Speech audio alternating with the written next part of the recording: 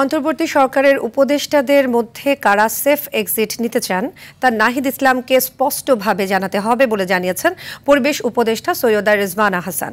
ব্যক্তিগতভাবে তিনি কোনো সেফ এক্সিট খুঁজছেন না জানিয়ে বলেন, অনেক ঝড়ঝাপটা মোকাবেলা করে দেশে থেকেছেন।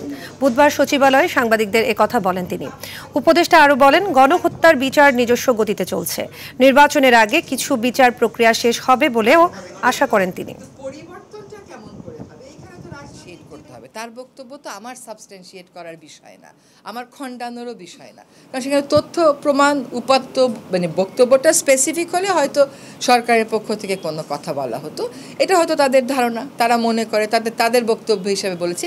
এখানে সরকারের অবস্থান নেওয়ার তো কোনো সুযোগ নেই, সরকারের বক্তব্য দেওয়ার তো কোনো সুযোগ নেই।